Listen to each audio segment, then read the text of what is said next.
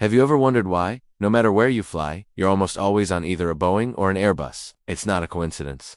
Today, we're diving into two fascinating stories about global dominance. First, the unbreakable duopoly of the skies, and second, the high-stakes race for critical minerals, and how India is plotting a major strategic move to get ahead. Stick around, because these stories reveal the hidden economic forces shaping our world. Let's start with aviation. The passenger jet market is controlled by two giants, Airbus and Boeing, and it's not because of some backroom deal. It's because the economics of building planes are, frankly, brutal. It's one of the toughest manufacturing games in the world, and it has created a fortress that's nearly impossible for newcomers to breach. So, what makes it so tough? First, the product cycle is incredibly long and expensive. Imagine you want to design a new commercial jet from scratch. That's a clean sheet design. You'd need to find somewhere between $20 and $30 billion just to get started. To put that in perspective, when Boeing launched the iconic 747 back in 1965, it spent over $1 billion. That was more than the entire company was worth at the time, which was about $375 million. Then there's the timeline. From the first sketch to the first delivery, you're looking at nearly a decade. And for about 5 of those years, while you're testing the plane, you're earning zero revenue. All you're doing is spending money. And even when you start selling, profitability is a distant dream. Between 1970 and 2010, Boeing's average net profit was just 5%. They've even had consistent losses in recent years. It's common for manufacturers to lose money on the first few hundred planes of a new model they sell. Because of these insane costs, manufacturers prefer to update existing models rather than innovate from scratch. Take the Airbus A320. It first launched in 1987, but the entire A320 family of planes you fly on today are basically updates of that original design. A minor update costs only 10 to 20% of what a brand new design would, but even a small change is a massive headache. Want to add just one extra seat? That changes the plane's weight, its balance, and its fuel efficiency. It triggers a whole new round of expensive testing and recertification. Safety is everything in this industry, and certification is a huge hurdle. A single safety scare can be catastrophic. We saw this in 2024 when Boeing had to halt production of the 737 MAX after a door plug blew out midair on an Alaska Airlines flight. This focus on updating old designs can also create its own risks. The 737 MAX itself is a derivative of a 1960s design. The attempt to fit modern, larger engines onto that old airframe led to major design compromises and tragic software failures. Another massive barrier is the supply chain. A modern airliner has about 1 million parts. Airbus and Boeing have spent decades building incredibly complex networks of thousands of suppliers. Key partners, like engine makers GE and Rolls-Royce, invest billions developing engines for a specific aircraft. As the CEO of Airbus once said, assembling the plane is only 7% of its value. Building the supplier network is the truly difficult part. For a new company to replicate that trusted ecosystem is almost impossible. Now, let's talk about the sales cycle. Selling these planes is just as complicated as building them. A single narrow-body jet, like an Airbus A320neo, has a list price of around $110 million. And in a good year, the entire global market only delivers about 1,000 of them. Airlines rarely buy these planes with cash. About 58% of all commercial jets are leased. Why? Because forecasting air travel demand a decade into the future is incredibly difficult. Planes lose value quickly, and airlines cancel orders all the time. There were 352 cancellations globally in 2023 alone. Both Airbus and Boeing know this, so they deliberately overbook orders, expecting many to fall through. Once an airline chooses a manufacturer, they tend to stick with them. This is called fleet commonality. Southwest Airlines, for example, only flies Boeing 737s. Indigo in India flies a fleet built almost entirely on the Airbus A320 family.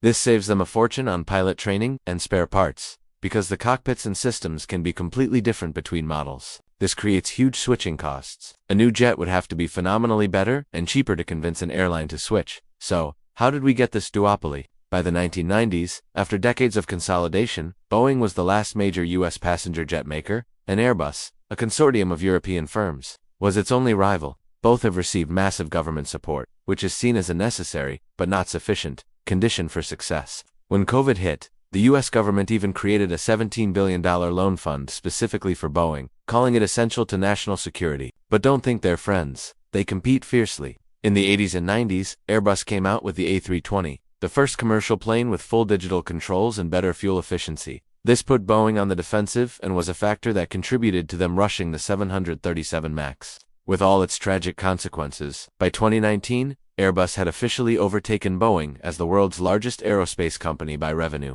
history is littered with the ghosts of companies that tried to break in. Canada's Bombardier built the C-Series, a technically excellent jet, but the development costs nearly bankrupted the company. They sold the program to Airbus. Brazil's Embraer succeeded with smaller regional jets but couldn't scale up. China's state-backed Comac has the C919, but it relies on Western parts, isn't certified internationally, and has only one non-Chinese customer. Even the American military giant Lockheed Martin tried and failed, exiting the commercial market in 1981 after its L1011 TriStar lost $2.5 billion. The bottom line is, the duopoly persists, not because Airbus and Boeing are unbeatable, but because the economics of breaking in are impossible to justify. Now, let's shift gears from the skies to the ground, to a different kind of global race.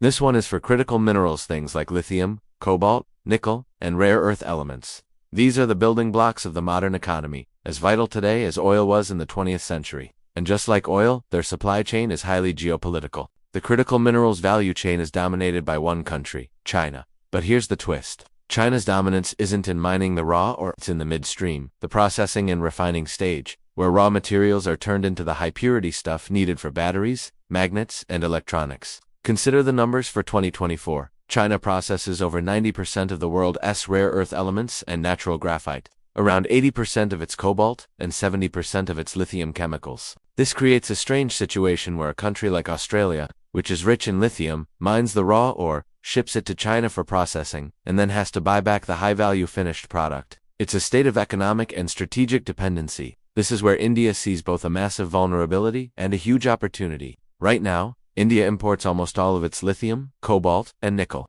But with new government initiatives, the country is aiming to pivot from being a dependent importer to a global hub for mineral processing. The momentum is building. In 2023, the Indian government identified 30 critical minerals. In 2025, it launched the National Critical Mineral Mission with a budget of over 34,000 crore rupees, or about $4 billion, dedicated to building domestic processing capacity. India has some strengths to build on. It has decades of expertise in metallurgy for metals like steel and aluminum. It's also one of the world's largest oil refiners, despite having very little crude oil of its own. This proves India can build a world-class processing industry without owning the raw resources. However, the weaknesses are significant. India currently has commercial-scale processing for only 7 of the 30 critical minerals. And even for those, the capacity often isn't enough, especially for the ultra-pure grades needed for high-tech manufacturing. When it comes to the big three for batteries, lithium, cobalt, and nickel, India has almost no processing capability at all. A recent report by the Council on Energy, Environment and Water, or CEEW, identified why. There's been a lack of investment in the specialized R&D needed for refining. Innovations from labs rarely make it to commercial scale. India hasn't developed a strong recycling ecosystem to recover minerals from e-waste, and there's a shortage of skilled metallurgists and engineers. So, what's the plan? The CEEW report outlines a clear strategy. First, invest in knowledge. This means funding R&D and training a new generation of experts. Second, build a robust recycling ecosystem. This urban mining can reduce import dependence and create a buffer against supply shocks. Third, forge international partnerships. Instead of reinventing the wheel, India can form joint ventures to acquire proven technology and secure raw material supplies. The key takeaway is that there's no single solution. It requires a coordinated effort from government, industry, and researchers. From impenetrable duopolies in the sky to the strategic race for the building blocks of our future, the global economy is in a constant state of flux. Understanding these powerful forces is key to seeing where the world is headed. Before we go, a few quick industry tidbits. India's market regulator, SEBI, has increased the minimum size for a block deal on the stock market from 100 crore to 250 crore rupees. Also, PVR Inox, the cinema giant, has launched a dining cinema in Bengaluru, where you book tables instead of tickets, as it looks to boost food and beverage revenue. And finally, major film studios in Hollywood and Bollywood are lobbying to prevent AI firms from using their movies to train models without a license, setting up a major battle over copyright in the age of it. Thanks for joining us today. If you found this deep dive interesting, don't forget to like, subscribe, and hit that notification bell so you never miss an update. We'll see you in the next one.